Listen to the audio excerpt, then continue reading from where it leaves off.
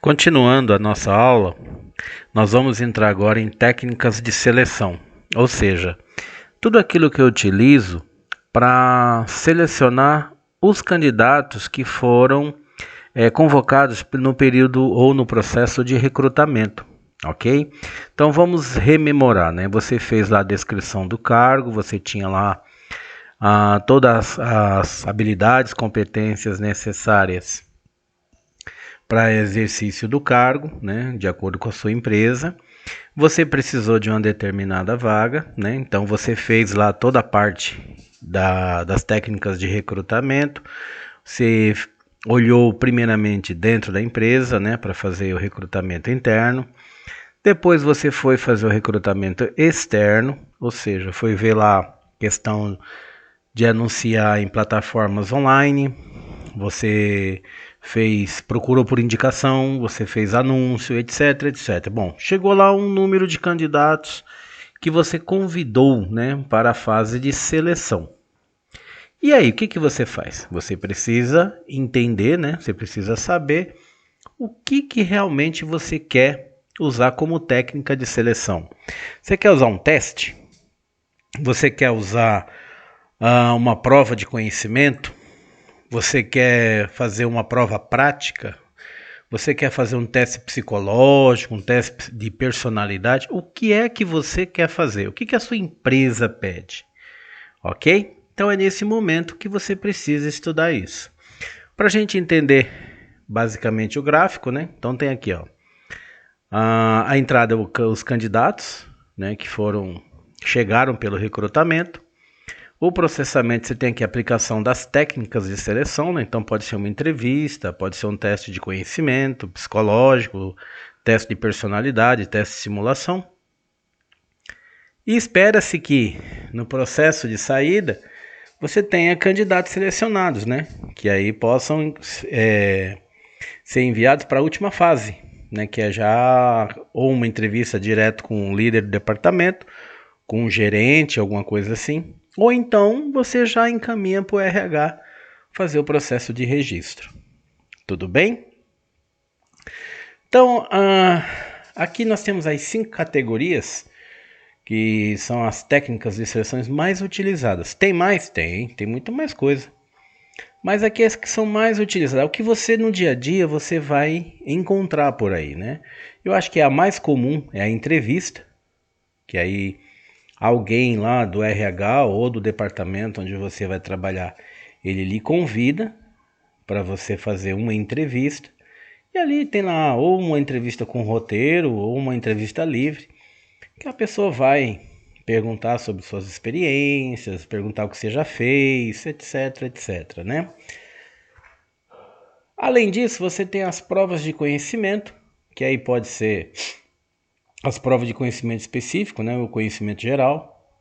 Desde hoje está na moda também, né, para algumas funções, as provas de línguas, né? Então tem empresa que é a matriz dela, ou então ela tem negócios fora do país, e aí ela pede que os candidatos de algumas funções, de alguns cargos, ele também seja proficiente em algum idioma, normalmente ou é inglês ou é espanhol, embora o chinês tenha crescido muito, tá?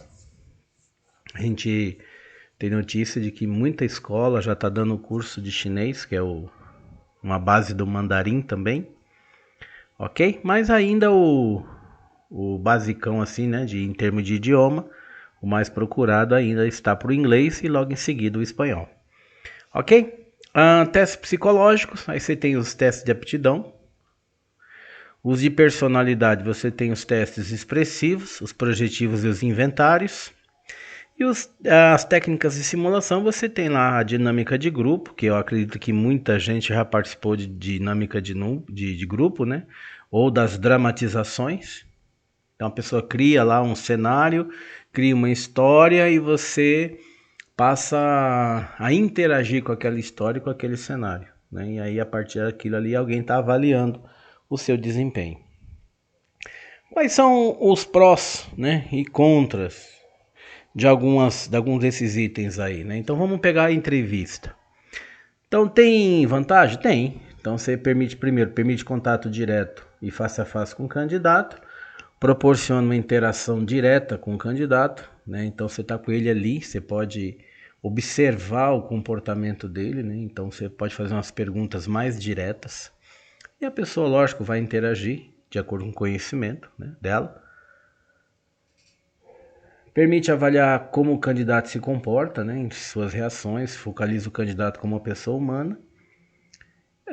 Tem desvantagem? Tem. Então, basicamente é uma técnica subjetiva, porque nem todo entrevistador ele domina, né, perfeitamente o processo de entrevista. E aí pode ser que tenha pergunta que está fora do contexto, precisava perguntar alguma coisa assim mais específica, o entrevistador esqueceu ou não soube perguntar direito, ok? Vamos contar que o entrevistado também não está se sentindo bem no dia da entrevista, ok? E principalmente para o entrevistador, ele precisa de conhecimento a respeito do cargo que ele está contratando, né? Então, muitas vezes é uma pessoa de RH e lá está fazendo uma seleção, algumas fases do processo de seleção para uma pessoa de produção, uma pessoa de ciência de dados, uma pessoa de vendas. E aí, se ela não tiver muito conhecimento ou um conhecimento sólido, né, em relação ao cargo, vai acabar que ela faz as perguntas muito subjetivas e muita coisa de conhecimento você não consegue captar. Ok? São necessárias duas providências básicas para melhorar o grau de confiança e principalmente da validade da entrevista, né? Então, primeiramente, a entrevista totalmente padronizada, e aí você pode fazer ou um roteiro, ou então apenas algumas perguntas, e a entrevista pode ser diretiva ou não diretiva. Tudo bem? Mas vamos pegar aqui um líder daquele departamento que você está contratando a pessoa, ok? Então fala assim, olha, o que é importante para você que o candidato tenha? Eu já olhei o mapa de competência, eu sei o que é necessário, eu sei o que é preciso, mas mesmo assim eu queria ouvir de você. E a pessoa dá, né, algumas características que ela acha muito importante. Então o que você vai fazer? Na entrevista você já prepara algumas questões, né, voltada para aquilo que você precisa levantar, ok? E a outra fase não tem jeito, né? É fazer o treinamento dos entrevistadores, porque a pessoa precisa conhecer alguma coisa, principalmente do departamento, controlar a objeção, né? Isso é importantíssimo. O que é controlar uma objeção em entrevista? Muitas vezes você faz uma pergunta para a pessoa e ela responde de forma evasiva ou ela te responde com outra pergunta. Mas... E aí como é que você sai disso? Né? Então você tem que ter lá uma técnica bacaninha que você conduz de novo a pergunta de uma forma mais explanada, né? Uma forma mais didática e aguardando que a resposta que você vai receber seja uma resposta a contento. E você tem que saber conduzir isso, porque senão fica duas pessoas conversando muitas vezes e você nem consegue perguntar o que precisa e nem a pessoa responde o que você precisa ouvir. Ok? E aí nós temos aqui as provas de conhecimento ou chamadas provas de capacidade. Então você tem as tradicionais e as provas objetivas, né? Então aqui você tem, na tradicional você tem perguntas amplas e abrangentes, respostas indeterminadas, exame do setor estrito da matéria, pode ser improvisada, aprecia a organização de ideias e mede estilo de redação. Então aqui você pode-se dizer que você tem lá uma prova que nós chamamos de dissertativa. E aqui você tem uma prova, ou ela é de teste, ou ela é de resposta curta. Tipo assim, uma palavra, sabe? Apenas um conceito. Então, as perguntas focalizadas específicas, respostas determinadas e curtas, examina todo o campo da matéria e deve ser planejada cuidadosamente e permite o acerto ao acaso. Principalmente a de xizinho, famosa prova de xizinho, né? Então você vai lá, essa aqui que acho que tá mais próximo daquilo que eu acho que deve ser a resposta. E você acaba por, vamos dizer, aquele termo famoso que a gente utiliza na escola, né? Por chute, você vai lá e às vezes acerta, ok? Quanto à aplicação da prova, você tem o modelo tradicional, então você tem condições indeterminadas, então tempo demorado de aplicação e aplicação demorada e trabalhosa. Por quê? Porque a prova é dissertativa. Se você pergunta ali 15 questões, 20, ó, imagina o tempo que a pessoa tem para responder isso. Ok?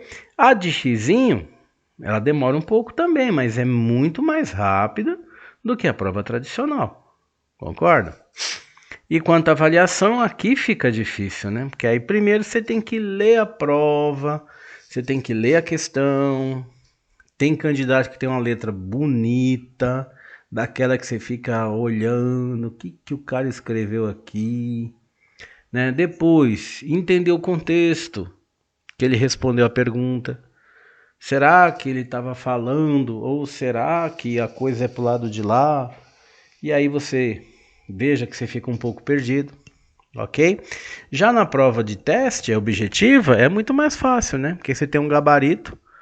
Então, primeiro é A, segundo é B, terceiro é C e tal. Pronto, acabou. Você acertou, acertou. Se não acertou, você está muito mais tranquilo para dizer, olha, você não foi muito bem no teste. Ok? Já a prova tradicional, para você falar assim que a pessoa não foi muito bem no teste, você tem que estar muito bem seguro disso, né? Porque se a pessoa tem conhecimento bacana, né, um conhecimento bom, então ele responde ali bacaninha com aquilo que você já imagina que seja. Mas quando ele não conhece muito, aí ele quer enrolar, quer colocar um texto, olha, por exemplo, né? Sempre vem assim, né? Por exemplo, imagine a situação. Pronto, o cara quer dar um exemplo porque ele não consegue escrever dissertando sobre o conceito. Tá bom? Tem prós e contras? Também tem. Então, vamos lá, né? Qual seria? Bom, o prós e contras eu acabei de falar, né? Tem prós e contras em relação a isso? Tem. Primeiro, você na prova tradicional, você pode, como é que fala? Ter um tempo demorado, né, de prova. As questões têm que ser muito bem desenvolvidas. Agora, a pessoa, você tem que imaginar o que a pessoa pode responder ali, né?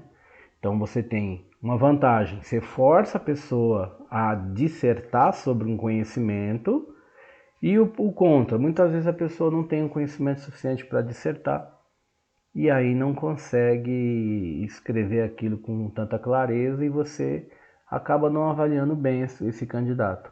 Já na prova objetiva, qual que é a grande vantagem? É a facilidade da aplicação, é a facilidade da correção também.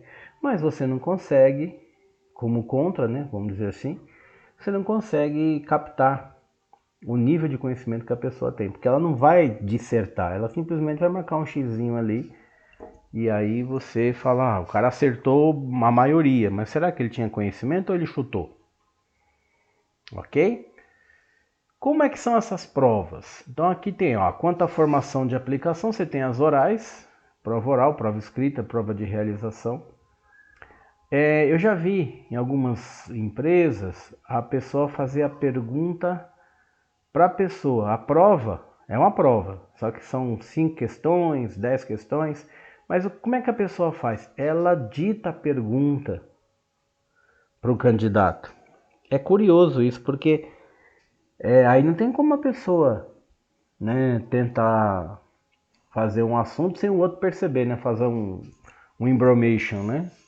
Então você fala, olha, explica para mim como é que funciona tal coisa. Pronto, a pessoa tem que explicar, né? Tá certo? Além das provas orais, você tem as escritas, que é a que nós acabamos de falar, e a prova de realização, que pode inclusive ser uma prova prática, tá bom? E aí, as provas de avaliação, né? Quanto à avaliação, elas podem ser gerais, né, um conhecimento geral, ou uma prova específica somente sobre o assunto. Tudo bem? Quanto à organização dessas provas, você tem a tradicional, que nós acabamos de falar, né, ou as provas objetivas, que você tem, olha lá, alternativa simples, múltipla escolha. Lembra que eu falei que é uma palavra curta, uma resposta curta, preenchimento de lacunas, tá? Então, de ordenação ou conjugação de pares, escala de concordância e discordância, escala de importância e escala de avaliação. Perfeito? Uma opinião sobre as provas. Somos a favor? Eu acho que sim. Eu acho que eu poderia dizer assim, olha, realmente é muito importante você aplicar uma prova de conhecimento, principalmente conhecimento específico, para determinados cargos ou determinadas funções, tá certo? Por quê? Porque você tem que primeiramente saber se o candidato ele tem conhecimento básico sobre aquilo que ele vai trabalhar, né? Principalmente quando a formação dele não é completa.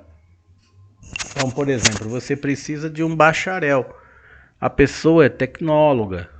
Tem alguma coisa a ver? Não, não tem, gente. Às vezes a formação de tecnologia é uma formação de 2 anos, tá certo? Você vê toda a amplitude do cargo? Não, com certeza você não vê. Mas eu conheço muitos tecnólogos que têm um conhecimento fantástico sobre a função, ok? Mas você precisa saber até onde vai o conhecimento daquele candidato. Da mesma forma, você tem muito candidato bacharel, pós-graduado, etc., que o cara não consegue discorrer. Olha, então quer dizer que o tempo de duração da faculdade é determinante? Não, não é. Mas você precisa observar, né? Precisa observar o quanto aquele candidato ele pode apresentar em termos de conhecimento, principalmente numa entrevista ou numa prova prática ou sei lá, numa coisa que você está medindo naquele momento ali. Tudo bem? Normalmente para empresas de tecnologia, a primeira entrevista o cara fala, o que você conhece? Aí o cara fala, eu conheço linguagem tal, trabalho com redes, trabalho com isso aqui. Beleza. Vamos aqui, senta aqui. O seu teste é o seguinte, monta tal coisa assim, assim, assim, na linguagem de programação que você acabou de dizer aí. Escolha uma e faça. Você tem 1 hora. Pronto, a pessoa vai provar se sabe realmente ou não. Ok? Então fica muito mais fácil você medir, né? As provas de conhecimento ou as chamadas provas de capacidade são bastante importantes. Tudo bem? Vamos para os testes. O teste psicológico, como o próprio nome diz, né? Teste psicológicos. Então, o que ele quer ver ali? Alguma coisa muito próxima em termos de aptidão, né? Então, aptidão, capacidade, como é que a pessoa ela está ali em determinadas situações envolvendo comportamento, envolvendo atitude, ok? Se ele tem algum tipo de desvio, coisas assim. E aí o psicólogo ele vai te amparar nisso, tá? Então, primeira coisa que ele observa, o que ele precisa ter no teste é um preditor, tá certo?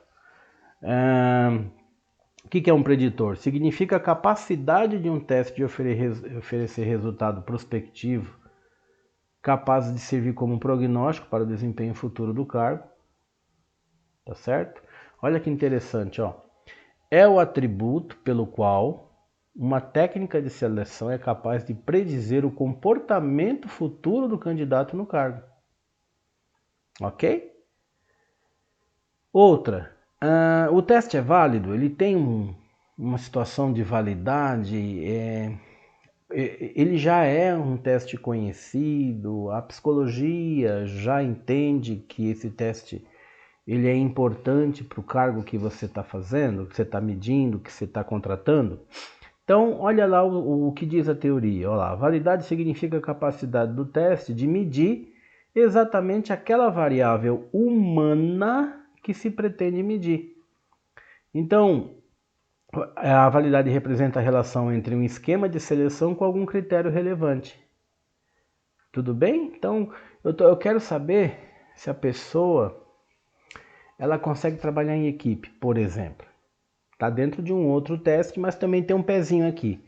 Então, eu uso um teste chamado X lá, e aquele teste ele já é considerado válido para esse tipo de situação, ok? Porque ele consegue dar segurança no que eu encontrar como variável preditora, tá certo? E para completar, você tem um item de precisão. E o que diz a precisão? Olha lá, ó. Significa a capacidade do teste de apresentar resultados semelhantes em várias aplicações na mesma pessoa. Tem um item chamado acurácia, para testes que têm possibilidade de você utilizar cálculos para saber a questão de resultado, sucesso ou não sucesso. Então ele mede um perfil ali de validade, né? O quanto foi verdade aquilo que você achou. E um dos itens que você pode utilizar para medir isso é o percentual de acurácia. Tudo bem? Nem todo teste você pode usar acurácia. Perfeito? O seu psicólogo lá, a pessoa que vai aplicar esses testes, ele pode te dizer com maior segurança qual é a precisão em determinados testes e quais são as precisões em outros. Embora não tenha muita precisão, alguns testes são importantes, tá? Como utilizar como vamos utilizar assim, um documento de apoio. Ó, eu tenho o teste X, ele é muito importante para isso, mas eu quero aplicar também o Y, porque ele observa determinada situação. E o resultado dele, em combinação com o X, pode me dar uma amplitude maior para tomar decisão. Tá certo? Muitas vezes é feito desta forma. Ok? Então aqui você tem a ideia da aptidão e da capacidade. Então, o que é uma aptidão? Então, predisposição natural para determinada atividade ou trabalho. A aptidão existe sem exercício prévio, sem treino, aprendizado. É avaliado por meio de comparação, tá? Deixa eu ver um item mais aqui para baixo. É a predisposição geral ou específica para o aperfeiçoamento no trabalho, tá certo? O que mais? Vamos ver a capacidade. A habilidade adquirida para realizar determinada atividade ou trabalho. Então, a aptidão é natural da pessoa. Ó, predisposição natural para determinada atividade. Capacidade, habilidade adquirida. Tudo bem? Lembra lá da habilidade e competência? Então, essas duas palavrinhas nos acompanham constantemente, né? Aqui, ó, surge depois do treinamento, é avaliada pelo rendimento no trabalho, tá certo? É o resultado da aptidão depois de exercitada ou treinada. Que mais? É o estado atual e real de comportamento. Então aqui estão as diferenças entre a aptidão, que é natural do ser humano, e a capacidade que você adquire principalmente por meio de treinamento. Tudo bem? Mas você pode, por exemplo, desenvolver essa capacidade por exercício da função. Então, muitas vezes você vai ali fazendo aquele exercício repetitivo até uma hora que você está excelente naquilo. Tudo bem? Nós temos aqui a ideia de teoria multifatorial de Thurston. O que é isso? Ele mede a ideia da inteligência geral, que tem lá as aptidões, as capacidades, etc, etc, né? Então, ele colocou que existe um fator chamado fator G, que traz a ideia da inteligência geral. Que o fator G é a união ali, né, de diversas aptidões. Aqui tem um gráfico explicando rapidamente como é que a gente faz isso, né? Então, por exemplo, ó, fator V, aptidão verbal. Então, redação, escrita, precisão das palavras, etc, etc. Fator W, fluência verbal. Oratória, escrita, aqui são alguns exemplos, tá? Fator N, aptidão numérica. Fator S, aptidão espacial. Espacial não é de espaço, viu, gente? É de geometria, tá? Área. Fator M, memória. Fator P, aptidão perceptiva. E fator R, raciocínio abstrato. Então ele falou, olha, se a gente conseguir fazer um teste para medir essas habilidades, essas aptidões, o conjunto delas, ou seja, aquilo que nós encontrarmos de fator G, pode expressar o quanto essa pessoa tem inteligência geral sobre determinados aspectos, ok? E aí, ele colocou, tem até um quadrinho, olha só que bonitinho. Os percentis, né? Aqui tá os fatores. E aí, o nome da pessoa. E aqui os resultados dos testes, ó. Então, ele aplicou aqui 8 testes. E aí, os seus resultados, eles vêm sendo apontados aqui nesses quadrinhos, ó. Tá certo? Então, a somatória depois disso, você tem uma classificação. Tudo bem? Vamos ver aqui um item aqui, ó. Então vamos dizer que você tem uma bateria de testes psicológicos. Você passou ali por diversos testes, ok? Entenderam? Então tem lá, né? Vamos pegar o exemplo. Exemplo de bateria de teste psicológico para operador de máquina. Então o que é quais são os percentis indicados para esse tipo de cargo? Então, por exemplo, o nível mental é indicado que ele tenha entre 40 e 60 pontos. Fator P acima de 40, destreza manual e digital acima de 40, fator S acima de 30. Se for um ferramenteiro, por exemplo, nível mental de 50 a 70, fator P acima de 50, fator S acima de 60. E se for um líder de equipe, nível mental acima de 60, fator V acima de 70, fator R acima de 50. Percebe? Então, o que acontece? Você passa por uma bateria de testes, né? Então, alguém vai conduzir seus testes, um psicólogo, uma pessoa de área. Esses testes serão corrigidos e você recebe uma pontuação. Dado lá essa pontuação, para cada fator, você tem uma pontuação específica. Então, nível mental, vamos dizer que seu nível mental foi de 50. Sendo de 50, você tem lá o operador de máquina, 40 a 60, ok. Ferramenteiro também, ok. Mas já para líder não dá, porque está pedindo um nível mental acima de 60. Perfeito? E isso é feito para todos os cargos, né? Para todas as funções dentro da organização. Ok? Bom, aí nós temos, para encerrar a parte de teste aqui, as múltiplas inteligências de Gardner. Então, Howard Gardner, ele desenvolveu uma teoria muito próxima da teoria ali do Thurston, né? Que tem lá aquela inteligência geral.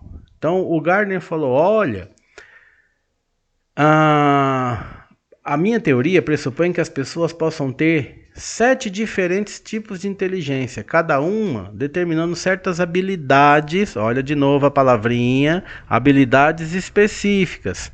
Então você tem inteligência lógico-matemática, inteligência verbal comunicativo-linguística, inteligência musical, espacial, corporal sinestésica, interpessoal e intrapessoal. Só que depois ele colocou mais duas, né? A pictográfica e a naturalista ou existencialista, ok? Então vamos ver como é que é isso. Olha lá. Então ele falou, olha, na inteligência lógico-matemática, as habilidades que a gente precisa observar aqui, de matemática, cientista, engenheiro, né? Quais são os componentes? Sensibilidade, capacidade para discernir padrões lógicos ou numéricos, capacidade para lidar com longas cadeias de raciocínio, né? A verbal, para quem? Escritor, poeta, jornalista, sensibilidade aos sons, ritmos, significados das palavras, sensibilidade diferente a diferentes funções da língua. Vamos ver uma outra aqui, corporal sinestésica. Para quem é interessante observar isso? Atleta, dançarina, ator, modelo. Então, quais são os componentes? Habilidade para controlar o movimento do corpo, para lidar com o objeto. Tudo bem? Intrapessoal, olha lá, psicólogo, administrador, filósofo, pensador. Então, quais são os componentes? Avaliação dos próprios sentimentos e habilidades de avaliar as próprias forças e fraquezas. Tá certo? Então, ele criou esse tipo de mapinha, né? É um mapa que dentro disso você tem diversos testes para observar. Ok? E aí, lógico, você faz toda a literatura, toda a linguagem, né? Todo o texto ali que é necessário para saber até que ponto as coisas funcionam. E aí, eu não sei se eu posso usar a palavra classificar a pessoa, mas eu posso, acho que a palavra certa seria identificar a pessoa em que nível, né, da sua inteligência ela tá para fazer a questão, né, vamos dizer assim, de eu identificar quais são as habilidades e competências mais importantes para aquela função, para aquele cargo e que converge para as necessidades da empresa. Tudo bem? Se a pessoa não tem determinada habilidade, vamos treinar. Ok? Não podemos esquecer que tudo também já pode estar mais ou menos descrito no mapa de competência que nós vimos em vídeos anteriores. E aí você faz as comparações, ok?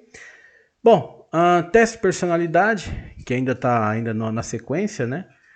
Esse aqui acho que é um que a gente mais ouve, né? Essa questão do como a pessoa ela é, de como a pessoa ela consegue, né, interagir com as outras, se trabalha em equipe, se não trabalha, se é uma pessoa que tem alguns aspectos que podem ser importantes ou não, principalmente temperamento, nível de relacionamento, se a pessoa ela é introspectiva, extrospectiva, se ela é agressiva, bom, e tem um montão de coisa, tá? E é a partir desse teste de personalidade que o psicólogo vai te ajudar nisso daí, ok? Há quem diga que o teste de personalidade também ele pode ser utilizado para revelar algum traço de, assim, se a pessoa tem alguma indicação, né? Que ela precisa de um laudo, alguma coisa assim. Mas eu prefiro não me aprofundar nisso, até mesmo porque eu não sou psicólogo. E a segunda situação é, qual a importância disso num processo de seleção? Então, muitas vezes você precisa observar vamos dizer assim, a necessidade de você enxergar isso, tá? Então, se você já vai aplicar um teste de personalidade, o psicólogo ele já está atento a algumas coisas. E ele mesmo já fala, olha, aqui tem um assunto assim, assim, esse candidato não passou. Você não precisa saber qual é o laudo dele, né? Se ele tem lá um diagnóstico, ele tem uma patologia. O psicólogo já sabe, mas fica na dele, porque já é inerente da função. Ele não divulga isso, ok? Então você não precisa saber. Então ele vai aplicar o teste, vai coletar ali os resultados, etc, etc. E fala, olha, esse candidato não passou. Esse candidato não se adapta bem a esse cargo. Aquele candidato ali parece que está ali com problema, tal, e pronto, acabou. É isso, ok? É dessa forma. Então, aqui tem alguns testes, né? Alguns modelos, ó, o PMK, o teste projetivo, né? O teste de projeção da personalidade, Rorschach, teste de Zollinger, o TAT ou o TAT, né? O ARTEG, que é muito utilizado, a gente ouve muitas questões do ARTEG, ok? Tem muitos. E aí o psicólogo que vai dizer, olha, nós temos que aplicar tal coisa porque o cargo exige. Bom, aí aqui existe, eu não sei se eu posso usar a palavra resultado, mas ele traz ali para você um tipo de um perfil, né? Um tipo de uma indicação. E aí você tem lá, ó, se o candidato é extrovertido, agradável, consciente, neurótico, aberto à experiência. E aí dentro de cada item desse você tem alguns graus, né? Então, ó, dentro de extrovertido, ele é sociável, agradável, é gregário, caloroso, assertivo, ativo, Vamos pegar outra aqui, ó. Consciente, se ele é cuidadoso, perfeccionista, trabalhador, ambicioso, perseverante, ok? Quem vai falar isso para você? De novo, o psicólogo ele já vai te trazer ali um documento já com todas essas questões aí, ok? E você vai utilizar com a pessoa que está solicitando o candidato, né, com o chefe direto da pessoa, o supervisor ou o gerente, sei lá, essas informações para tomar decisão. Tudo bem? A simulação que nós falamos agora há pouco, né? Então, as técnicas de simulação, ela deixam o tratamento individual isolado para centrar-se no tratamento em grupo. Então, o primeiro item que a gente se lembra da simulação é a questão da dinâmica de grupo. Então, tem lá a questão do estourar bexiga, que muita gente fala, pô, eu fui num processo seletivo lá, e aí tinha um negócio de estourar bexiga. Rapaz, foi uma coisa esquisita, porque aí eu não consegui fazer o negócio funcionar, e aí eu não sabia o que fazer. Então, normalmente, esses testes, né, eles são já mais ou menos padronizados. Tanto é que tem muita empresa que deixou de aplicar, porque muito candidato já tinha feito em tantas outras que já sabia mais ou menos ali, né, o que fazer. Tá certo? Outra técnica importante dentro da simulação é a técnica de dramatização, em que é criado um cenário, criado um contexto, normalmente sobre aquilo que a pessoa precisa desempenhar, e o conjunto ali observado, né?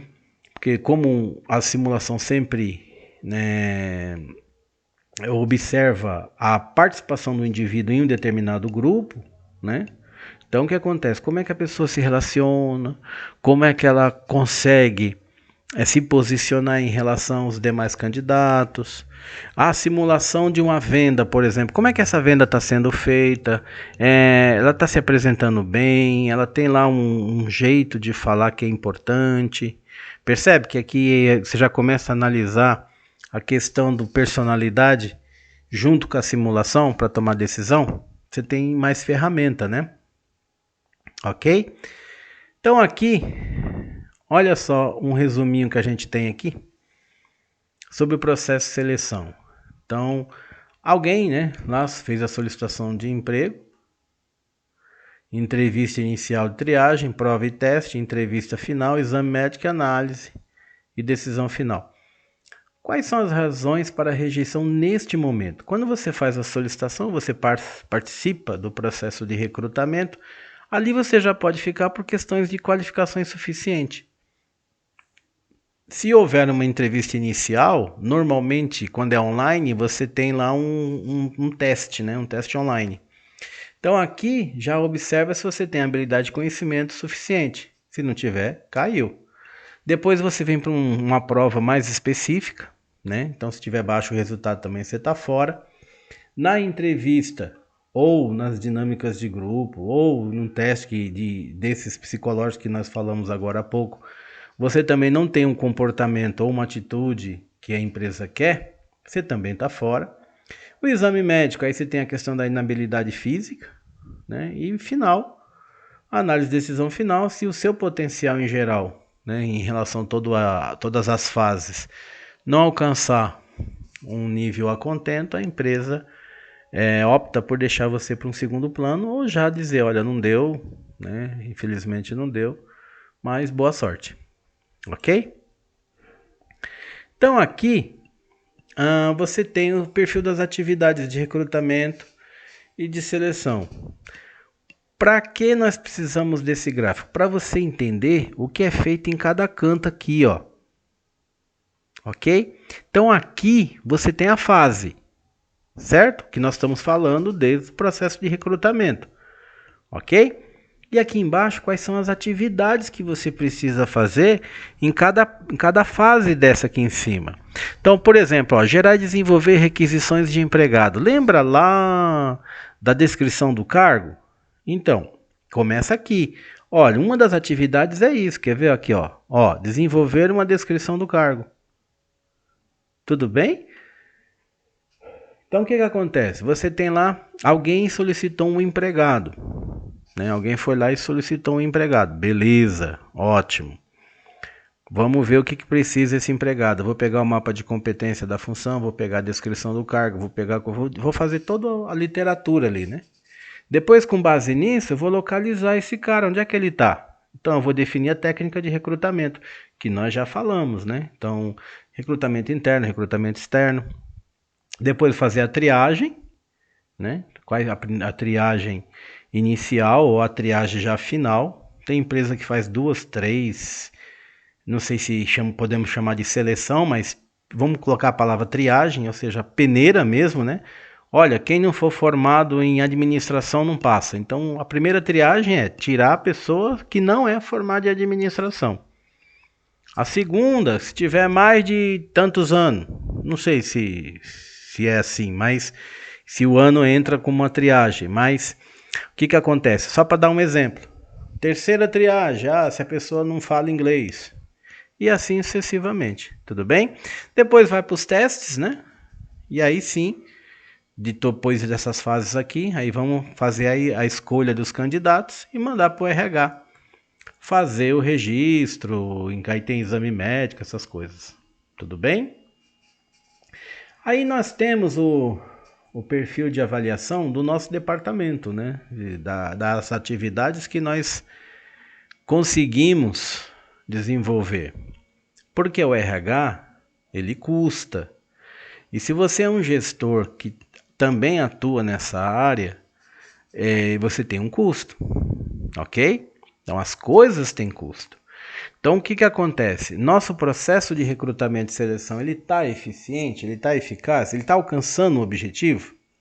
Né? Então a primeira coisa que você precisa entender, ele está alcançando o objetivo?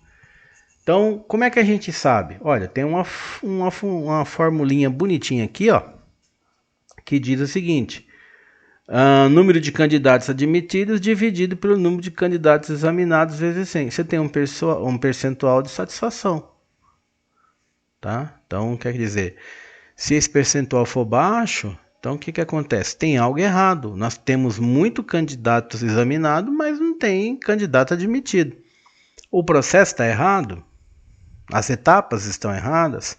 Alguma coisa não está sendo medida, ou então alguma coisa não está tendo ali no processo de seleção que permita avaliar o candidato bem, que aí no final das contas não sobra quase ninguém para passar para as fases seguintes.